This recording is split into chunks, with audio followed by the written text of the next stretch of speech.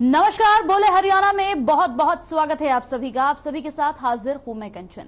हरियाणा में क्राइम का ग्राफ लगातार बढ़ता जा रहा है। कलायत में पेट्रोल पंप पर शनिवार तड़के कुछ नकाबपोश बदमाशों ने पंप कर्मचारी को पिस्तौल के नोक पर लूट लिया। ये वारदात सीसीटीवी में कैद हो गई। बताया जा रहा है कि बदमाशों ने एक ही रात में 3 वारदातों को अंजाम दिया। सीसीटीवी फुटेज हम आपको इस वक्त टीवी स्क्रीन पर दिखा रहे हैं। इस फुटेज को जरा ध्यान से देखिएगा।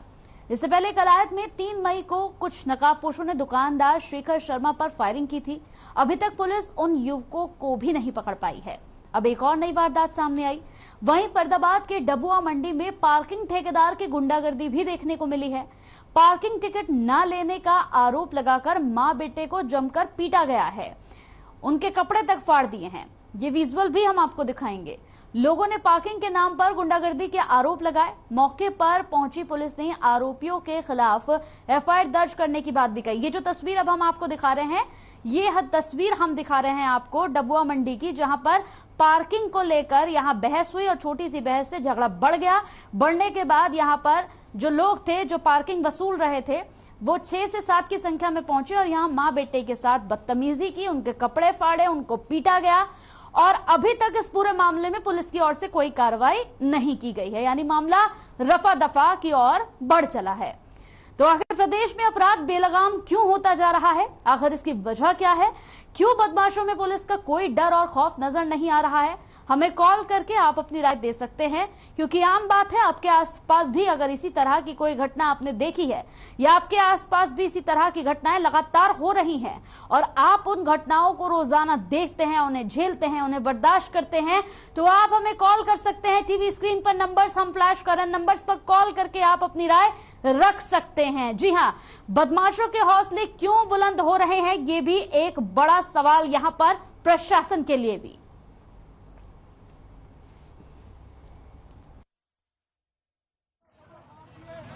मैं यहाँ पर गाड़ी करने आई थी, मैं पालीगढ़ के लिए मैंने पर्ची कटवा रखी है सर। मैंने पर्ची, मेरा पार्टी लड़का मेरा बाइक लेके आया, मेरे बाइक लड़के में चाका मार दिया। मैं आई तो मेरे साथ में ये जुल्म किया उन्होंने। कौन थे वो? पर्ची काटने वाले बंदे हैं सारे। कितने बंदे थे? 10-15 बंदे हैं सर। कॉल आई थी 112 आर्मी से कि भाई यहाँ पे झगड़ा हो गया है, तो मैंने वही पता किया है। तो वहाँ पे मैंने अपने जो एसडी रेडियो को भेजा था, लेडी पुलिस अभी आई रही है, तो वहाँ पे पता चला है कि भाई कोई पर्ची काटते हैं मंडी के अंदर एंट्री की, तो उसके ऊपर किसी पहले उसके लड़के से झगड़ा हुआ है, किसी लड़के का जो वहाँ पर्ची काटते हैं। बाद में उसकी मदर ने उसको बचाने के लिए तो उसके भी साथ में हाथापाई कर दी। जांच कर रहे हैं, मुकदमा दर्ज कर देंगे।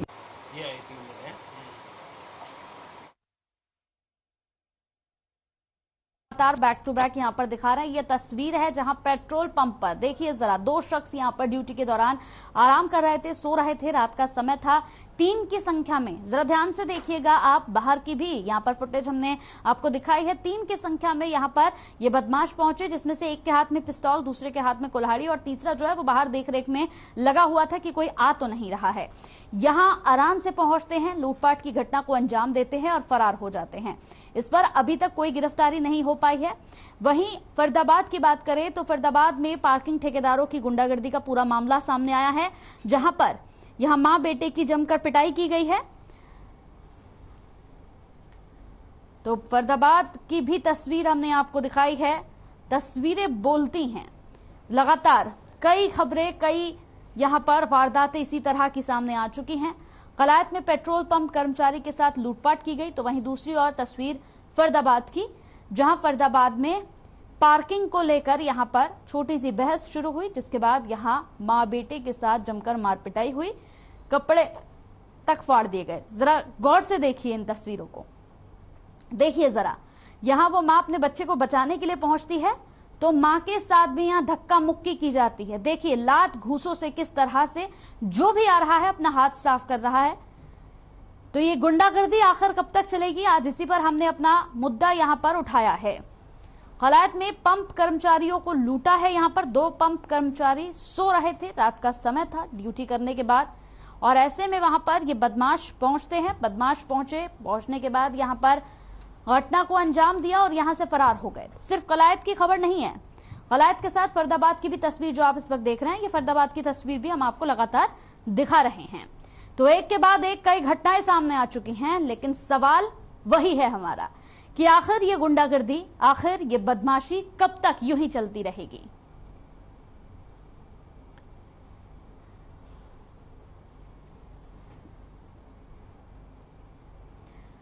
तो इस पूरी खबर पर हमारे साथ फरीदाबाद से यहां पर संजय जुड़ गए हैं और सोनीपत से हमारे साथ हमारे रिपोर्टर लाजपत जुड़ गए हैं। दोनों से बातचीत करेंगे। सबसे पहले संजय, मेरा आपसे सवाल है, जिस तरह से हमने इस पूरे मामले को लेकर यहां पर चर्चा की और साथ ही साथ एक बार फिर से इसी मुद्दे को हमने उठाया है कि आखिर ये गुंडागिर्दी, ये बदमाशी कब तक चलेगी।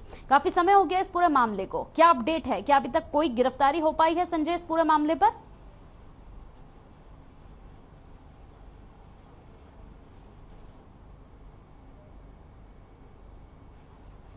संजय, मेरी आवाज आप तक पहुंच रही है?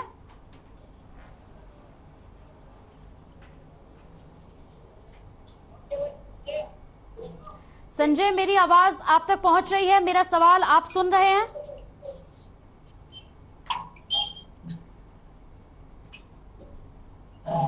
तो आवाज नहीं पहुंच पा रही है। मैं लाजपत आपके पास पहुंचूंगी। लाजपत, जिस तरह से यहां पर दो घटनाएं कलायत में हुई, यहां पेट्रोल पंप कर्मचारी को लूटा गया और दूसरी तस्वीर हमने फरीदाबाद की दिखाई जहां पर मां बेटे के साथ पार्किंग को लेकर एक छोटी सी बहस हुई और बहस के बाद ये मामला इतना बढ़ गया कि लात घूसों से जमकर मां बेटे की पिटाई की गई है।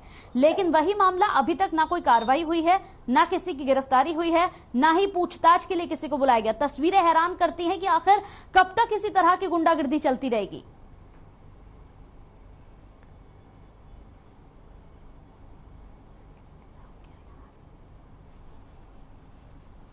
है जैसे अब ये सीसीटीवी फुटेज सामने आई है, जो कि तीसरी आंख से कोई नहीं बच सकता। पहले क्या होता था कि कैमरे नहीं होते थे तो कहीं ना कहीं जो सामने पाता था। अब जो है वो सीसीटीवी फुटेज जो होती है वो सामने आ जाती है और उसमें साफ क्लियर हो जाता है कि किसकी गलती होती है। लगातार जो क्राइम बढ़ रहा है उसके जो है वो काफी मायने लगाए जा सकते हैं, क्योंकि जैसे जैसे बच्चे पढ़ाई कर रहे हैं और जैसे उनको लगातार रोजगार नहीं है, अनेक तरह के मुद्दे हैं। अगर बात करें तो क्राइम पर तो काफी लंबी बहस हो सकती है, क्योंकि लगातार जैसे बच्चों को आज संयम नहीं है, उसको लेकर कहीं ना कहीं बच्चों में झगड़ा रहता है। और ये तो काफी निंदनीय बात है कि तो महिला के साथ इतना बदसलूक, संयम और शांति नहीं है, तो कहीं ना कहीं भारत को शांति का दूत कहा जाता है। इस तरह की घटना दिखाई देती है तो ये संयम और शांति की बात होती है और हमें भी इसको कहीं ना कहीं मानना होता है कि लोगों को संयम और शांति रखनी चाहिए ताकि इस तरह की घटना सामने ना आए। लगातार जैसे क्राइम बढ़ रहा है, ये काफी चिंता का विषय है और चिंता लाजमी बनती भी है। अगर जिला सोनीपत की बात करें तो जिला सोनीपत में भी काफी ऐसी घटनाएं देखने को मिलती है, क्योंकि ये जो दिल्ली एनसीआर नजदीक और यूपी नजदीक है और हरियाणा का सबसे पहला जो जिला है वो सोनीपत है। और सोनीपत में छोटी मोटी घटना भी देखने को मिलती है। आपको बता दें कि सोनीपत एक ऐसा शहर है जो जहां पर पूरा भारत बसता है और पूरा भारत जो रोजी रोटी के लिए जो लोग यहाँ पर आए हैं उनके साथ हर रोज कोई ना कोई छोटी मोटी घटना होती है। मोबाइल छीन लिए जाते हैं, पर्स छीन लिए जाते हैं, अनेक तरह की घटनाएं देखने को मिलती हैं। कहीं ना कहीं कंचन एक जरूर बात है कि ऑनलाइन का कहीं ना कहीं जरूर फायदा मिला है। अब लोगों के पास कैश नहीं मिलता, नहीं तो पहले कैश होता था तो उससे क्राइम बढ़ता था और लोगों की मृत्यु तक हो जाती थी।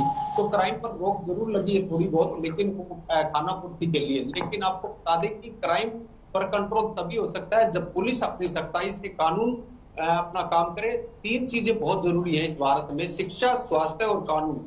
जब तक तीनों चीजों पर काम नहीं होगा, जब तक देश में अनेक तरह के मुद्दे बने रहेंगे, जब तक तीनों चीजें अपने पैनल में नहीं आएंगी, शिक्षा, स्वास्थ्य और कानून, तब तक लगातार क्राइम का ग्राफ दिखाई देगा। और सोनीपत की बात करें तो यूपी और दिल्ली और हरियाणा तीनों स्टेट यहाँ पर जुड़ती हैं, यहाँ पर भी क्राइम लगातार देखने को मिलता है। लेकिन जो तीसरी आंख है जिसको कैमरा जो रहता है, सीसीटीवी फुटेज होती है, उसमें कहीं ना कहीं फुटेज मिल जाती है तो उसमें साफ क्लियर हो जाता है कि आखिर किसकी गलती है। और महिला के साथ सबसे बड़ी बात लाजपत यहाँ पर यही, और मेरा सवाल भी यही है, लगातार संजय भी हमारे साथ यहाँ पर बने हुए, सवाल यही है कि जिस तरह से लगातार क्राइम का ग्राफ घटाने की बात की जाती है, कहा जाता है कि पुलिस प्रशासन अपनी तरफ से पूरा यहाँ पर काम कर रही है, सतर्कता के साथ काम किया जा रहा है, लेकिन सबसे बड़ी बात है कि मामले हो जाते हैं लेकिन ना गिरफ्तारी हो पाती है, ना ही किसी तरह से किसी को यहाँ पर बुलाया जाता है पूछताछ के लिए। जैसे कि ये मामला अभी यहाँ का है जहाँ पर पार्किंग को लेकर ये झगड़ा हुआ, अभी तक किसी को पूछताछ के लिए तक बुलाया नहीं गया है।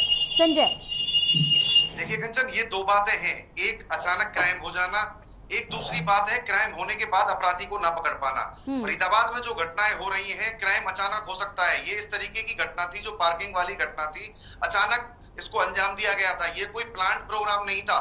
लेकिन खास बात इसमें ये है कि जो पीड़ित हैं वो लगातार पुलिस थाने में शिकायत दे रहे हैं। इससे पहले भी शिकायतें जाती रही हैं, लेकिन जो पुलिस का जो रवैया रहता है वो टालम टोल रहता है।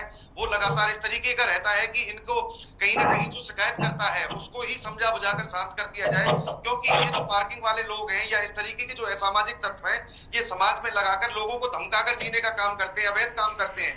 और कहीं ना कहीं इन मामलों में पुलिस की भूमिका बड़ी नाजुक रह जाती है। अगर पुलिस इस मौके पर पीड़ित की मदद कर दे तो पीड़ित संतुष्ट हो जाए और अपराधी को समय पर डांट दिया जाए, उसके कर्म की सजा दे दी जाए, तो कहीं ना कहीं अपराध कम होने का काम करेंगे। जी कंचन। बिल्कुल, लेकिन संजय, सबसे बड़ा सवाल यहाँ पर यही है कि ये पूरा मामला, अभी कुछ देर पहले भी हमने इसी पूरे मामले पर चर्चा की थी, अपडेट इस मामले पर अभी तक कोई भी सामने नहीं आया है, यानी किसी को पूछताछ के लिए भी अभी तक बुलाया नहीं गया। बिल्कुल, जैसे पूछताछ की आप बात कर रही हैं, पूछताछ के लिए जो आईओ है उन्होंने जो पार्किंग वाले हैं, ठेकेदार हैं, उनसे संपर्क करने की कोशिश की, तो उन्होंने कह दिया कि हम लोग पहुंच जाएंगे। जब तक अपराधियों के मन में सरकार का, पुलिस प्रशासन का डर नहीं होगा, अपराधी जब तक डंडे से, खाकी से नहीं डरेंगे, उनके साथ बैठ के दावतें नहीं उड़ाएंगे, क्योंकि ये वो लोग हैं जो कहीं ना कहीं पुलिस कर्मचारियों के, पुलिस अधिकारियों के साथ बैठते हैं। जब कोई क्राइम हो जाता है तो उस समय पुलिस इनकी पूरी तरह इमदाद करती है, जिस वजह से इन लोगों के दिमाग में खाकी का डर नहीं है और क्राइम बढ़ता जा रहा है। बिल्कुल लाजपत, जिस तरह से यहाँ पर ये दोनों केसेस सामने आए, इस दोनों केसेस को देखकर लाजपत ये कहना बिल्कुल यहाँ पर कह सकते हैं कि ये नॉर्मल सी बात है कि लगातार क्राइम का ग्राफ जो है वो बढ़ता जा रहा है। जहाँ क्राइम का ग्राफ घटना चाहिए, जिस तरह से लगातार सरकार की ओर से, प्रशासन की ओर से दावे किए जा रहे हैं कि क्राइम को कंट्रोल करने का प्रयास किया जा रहा है, लेकिन कुछ भी दिख नहीं रहा है। लगातार फरीदाबाद की बात कर लीजिए, गुरुग्राम की बात कर लीजिए, सोनीपत की बात कर लीजिए, इस तरह की लगातार खबरें हम उठाते हैं और उन खबरों पर लगातार लोगों की राय भी सामने आती है कि क्राइम का जो ग्राफ है वो घटने के बजाय दिन पर दिन और बढ़ता जा रहा है। से हमारे सहयोगी संजय फरीदाबाद से बता रहे थे कि क्राइम जो है वो खाकी के डर से जब तक नहीं दबेगा, जब तक क्राइम बढ़ता हुआ नजर आएगा। सबसे बड़ी बात कंसर्न ये भी सामने आती है कि 112 की जो कॉल लगाई गई थी, जिसको कुल 10 मिनट दी गई है, वो फील्ड में रहती है, लेकिन वो सिर्फ खाना पूर्ति के लिए रहती है। हम खुद देखते हैं कि बाइक पर भी 3 से 4 बच्चे घूमते हैं, बिगर हेलमेट के घूमते हैं, कोई चेकिंग नहीं होती, कोई उससे पूछा नहीं जाता, तो क्राइम भी कहीं ना कहीं बढ़ता है। तो जब तक खाकी अपना ड्यूटी नहीं निभाएगी तब तक क्राइम बढ़ता रहेगा। सबसे बड़ी बात, समस्या ये भी है कंचन, जो अपना सबसे बड़ा इंसाफ जो भगवान के पास नहीं जाता वो पुलिस के पास जाता है, और जो संतुष्ट नहीं होता तो क्राइम वैसे ही बढ़ता है। क्योंकि जब क्राइम बढ़ेगा, जब पुलिस अगर कार्रवाई नहीं करेगी तो क्राइम बढ़ाना कहीं ना कहीं पुलिस की जिम्मेवारी बनती है कि क्राइम पर कंट्रोल करे। क्योंकि क्राइम जितना बढ़ेगा, बेरोजगारी ज्यादा है, बच्चों में कहीं ना कहीं शिक्षा का अभाव है, बच्चों को शिक्षा जो होती है वो सबसे जरूरी है। क्योंकि देखिए, संयम और शांति से ही किसी चीज को जीता जा सकता है। इतनी बड़ी संयम, जैसे संजय फरीदाबाद से बता रहे थे कि लगातार क्राइम जैसे है फरीदाबाद में बढ़ रहा है, दिल्ली एनसीआर के नजदीक होना और लगातार क्राइम बढ़ना, ये दिल्ली के चारों तरफ के जो शहर जो हैं, जहां पर अनेक तरह के राज्य के लोग जो रोजी रोटी के लिए आते हैं और क्राइम बढ़ता है तो उनके अंदर भी दहशत बनती है, डर भी बनता है। लगातार जैसे कि आप बता दें, फरीदाबाद है, गुड़गांव है, सोनीपत है, जो दिल्ली के चारों तरफ के जो शहर हैं उनमें जो क्राइम बढ़ता है, ये कहीं ना कहीं पुलिस खाकी के लिए सवाल है। और नाक की जैसे बात हो जाती है कि जरूर उस पर कार्रवाई हो। यूपी की तरफ पे 112 की कॉल जरूर चलाई गई थी, लेकिन हरियाणा में कोई खास उस पर दिखाई नहीं दे रहा है। वो 112 की जो कॉल है उसको ड्यूटी अपनी निभानी चाहिए ताकि क्राइम पर रोक लग पाए। आपको सबसे बड़ी बात ये भी दिखाई दे रही है कंचन के वक्त अब इतना टाइट है कि लोगों को जरूरी है कि शिक्षा और स्वास्थ्य और कानून पर लोगों को जागरूक जरूरी करना है और प्रशासन इस पर जिम्मेवारी करे, मंथन करे। तीनों चीजों पर काम जरूरी है कंचन, क्योंकि शिक्षा और स्वास्थ्य और कानून जब पैनल में आएंगे तो देश तरक्की कर पाएगा। जी बिल्कुल, बहुत बहुत शुक्रिया लाजपत। संजय, बहुत बहुत शुक्रिया आपका हमारे साथ जुड़ने के लिए। तो आज हमने इसी मुद्दे को यहाँ पर उठाया है। इस पूरे मुद्दे पर आप भी अपनी राय रख सकते हैं। टीवी स्क्रीन पर हम यहाँ पर अभी नंबर भी फ्लैश करने वाले हैं, उन नंबर्स पर आप कॉल कर सकते हैं। कॉल करने के साथ ही आप अपनी राय भी रख सकते हैं, तो कॉल करें, अपनी राय दें। हरियाणा में लगातार आपराधिक मामले बढ़ रहे हैं, तो टीवी स्क्रीन पर लगातार नंबर्स भी हम फ्लैश कर रहे हैं, नंबर्स पर आप कॉल कर सकते हैं, अपनी राय रख सकते हैं। आज का सवाल हमारा यही है, एक रात में 3 वारदातों को अंजाम दिया गया है। जी हाँ, तो इस पर आपका अपना नजरिया क्या है, आपकी अपनी सोच क्या है, आप इस पर अपनी राय रख सकते हैं। टीवी स्क्रीन पर लगातार नंबर्स भी फ्लैश हो रहे हैं दर्शकों, नंबर्स पर आप कॉल कर सकते हैं। लगातार नंबर्स फ्लैश किए जा रहे हैं। आज का हमारा सवाल यही है, लगातार जिस तरह से क्राइम का ग्राफ बढ़ता जा रहा है, आखिर इसके पीछे जिम्मेदारी किसकी है? तो कौन है जिम्मेदार? बदमाशों के हौसले क्यों हो रहे हैं बुलंद? तो यहाँ पर एलन शर्मा हमारे साथ फरीदाबाद से एक दर्शक जुड़ गए हैं, अपनी राय रखना चाहते हैं। जी, आप अपनी राय रख सकते हैं। हाँ, मैं ये कहना चाहता हूँ कि बदमाशों में पुलिस प्रशासन का कोई खौफ नहीं है। हालांकि पुलिस सभी जगह है, सभी के साथ नहीं रह सकती, लेकिन कम से कम बदमाशों में पुलिस का खौफ तो होना चाहिए। पुलिस की लापरवाही और नाकामी की वजह से ये लोग आए दिन चैन स्नैचिंग, मोबाइल छीना झपटी जैसी वारदातों को अंजाम देते हैं। खबरों में भी तस्वीरें आप साफ देखने को मिलती हैं कि किसी ने किसी का मोबाइल छीन लिया, किसी ने किसी की चैन छीन ली, पर्स मार लिया, मारपीट कर दी। तो ऐसी वारदातों के लिए पुलिस प्रशासन ही सबसे ज्यादा जिम्मेदार है। पुलिस का खौफ रहेगा तो बदमाश कभी ऐसी वारदातों को अंजाम ही नहीं दे सकते। चलिए, बहुत बहुत शुक्रिया अपनी राय रखने के लिए। तो इसी तरह से दर्शकों, आप भी अपनी राय रख सकते हैं। फरीदाबाद में पार्किंग ठेकेदार की गुंडागर्दी का एक मामला यहां पर हमने आपको दिखाया, जहां मां बेटे को जमकर पीटा गया, और एक तस्वीर हमने आपको दिखाई है जहां पर पेट्रोल पंप में बदमाश घुसते हैं। कलायत की ये तस्वीर, पेट्रोल पंप में यहां पर 2 शख्स जो ड्यूटी के दौरान सो रहे थे, पेट्रोल पंप पर वहां पहुंचते हैं, उनके साथ यहां पर तमंचे के बल पर, देखिए एक के हाथ में कुल्हाड़ी है और एक के हाथ में तमंचा है। बहुत बुरी तरीके से ये दोनों शख्स जो वहां पर ड्यूटी में थे वो डर गए, दोनों साइड हो गए, और ऐसे में यहां से लूटपाट कर यहां से आराम से फरार हो गए। हालांकि ये पूरी घटना सीसीटीवी कैमरे में कैद हो गई।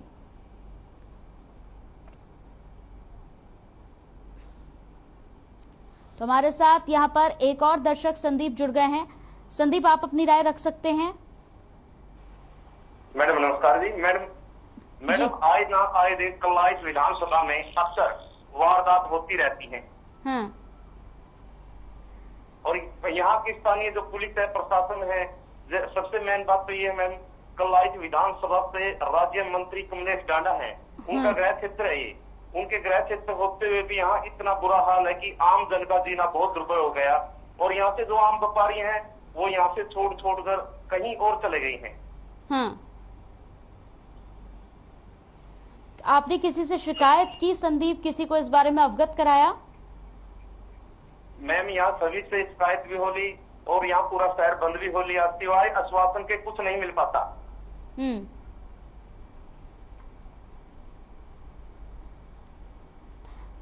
तो बहुत बहुत शुक्रिया हमारे साथ जुड़ने के लिए। तो इसी तरह से आप भी जुड़ सकते हैं। टीवी स्क्रीन पर नंबर फ्लैश हो रहे हैं दर्शकों। कलायत में पंप कर्मचारी को यहां पर लूटा गया, और एक तस्वीर हमने आपको दिखाई फरीदाबाद की, जहां पर मां बेटे को जमकर पीटा गया। तस्वीरें देखिए जरा, जब वो मां अपने बेटे को यहां पर बचाने के लिए पहुंची तो किस तरह से इस शख्स ने उसकी मां को धक्का दिया और फिर से उसकी पिटाई करनी यहां पर शुरू कर दी। तो पार्किंग को लेकर एक मामूली सी बात को लेकर यहां पर बहस शुरू हुई, और उस बहस के बाद यहां मां बेटे की जमकर पिटाई की गई।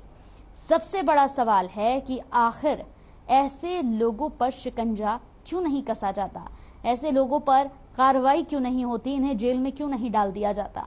अगर ऐसे लोगों पर कार्रवाई हो जाए तो आने वाले जो बदमाश हैं, जो अपने आप को यहाँ दबंग समझते हैं, बदमाश समझते हैं, कम से कम उन्हें खौफ होगा कि अगर किसी भी घटना को वो अंजाम देंगे तो उन्हें जेल में डाल दिया जाएगा, उन पर कार्रवाई हो जाएगी, पुलिस प्रशासन का डंडा फिर जाएगा। लेकिन इस तरह का डर इन लोगों के अंदर है ही नहीं। आज का सवाल हमने यही उठाया कि आखिर जिस तरह से लगातार दबंगई देखने को मिल रही है लोगों की, बदमाशों की, आखिर ऐसे लोगों पर कार्रवाई कब होगी? इसी मुद्दे पर आज हमने चर्चा की। लोग भी हमारे साथ जुड़े, आप भी अभी भी समय बाकी है, हमारे साथ जुड़ सकते हैं, अपनी राय रख सकते हैं। आपकी राय बेहद जरूरी है हमारे लिए भी। तो आप टीवी स्क्रीन पर जो नंबर्स चल रहे हैं, नंबर्स पर कॉल करके अपनी राय रख सकते हैं।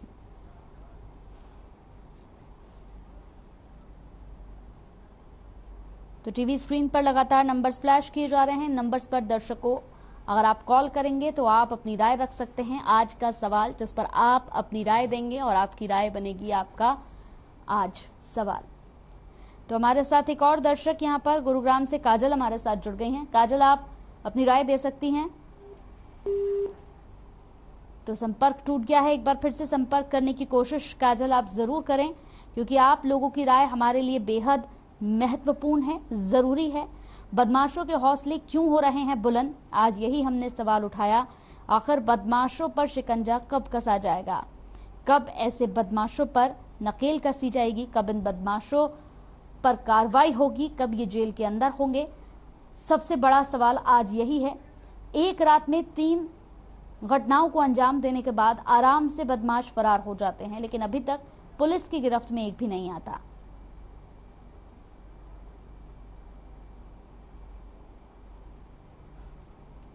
तो आप भी अपनी राय दर्शकों रख सकते हैं। लगातार टीवी स्क्रीन पर नंबर्स भी हम फ्लैश कर रहे हैं, कॉल करें और अपनी राय दें। बदमाशों के हौसले क्यों बुलंद हो रहे हैं? 012040393161 और 83 ये 3 नंबर्स हैं जिन पर आप कॉल कर सकते हैं, अपनी राय रख सकते हैं, क्योंकि आपकी राय बेहद जरूरी है। हमारे साथ यहाँ पर एक और दर्शक जुड़ गई हैं। काजल फिर से जुड़ गई है हमारे साथ गुरुग्राम से। काजल, आप अपनी राय रख सकती हैं। जी मैम, सबसे पहले तो बदमाशों में ना पुलिस वालों का बिल्कुल भी खौफ नहीं है।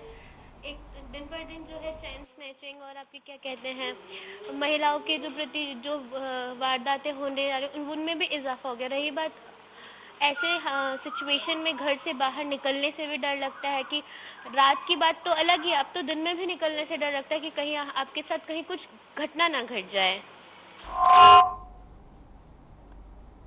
चलिए, बहुत बहुत शुक्रिया काजल अपनी राय रखने के लिए, बेहद शुक्रिया आपका। तो बल्लभगढ़ में यहाँ बेटे ने माँ बाप की जान ली। देखिए, लगातार यहाँ पर हम अपडेट भी आपको दे रहे हैं और आज का सवाल भी हमारा यही है। लगातार जिस तरीके से यहाँ पर कई घटनाएं सामने आ चुकी हैं, आखिर इन घटनाओं का जिम्मेदार कौन है? आज हमने इसी पर यहाँ चर्चा की, इसी मुद्दे को उठाया। इस मुद्दे पर कई लोगों की, यहाँ पर कई दर्शकों की राय भी हमने ली। हमारे साथ हमारे रिपोर्टर भी जुड़े यहाँ पर तमाम जानकारी देने के लिए। लेकिन आज का सवाल हमारा यही है कि आखिर इतने केसेस, इतना क्राइम का ग्राफ जो बढ़ता जा रहा है, इसकी जिम्मेदारी कौन लेगा? अगर वक्त पर पुलिस प्रशासन अपना काम करने लगे तो शायद क्राइम का ग्राफ जो लगातार अब यहाँ पहुंच रहा है वो शायद डाउन हो जाए। चलिए, इसी के साथ इस खबर में मेरे साथ इतना ही। कल फिर से आपसे मुलाकात होगी एक और खबर के साथ।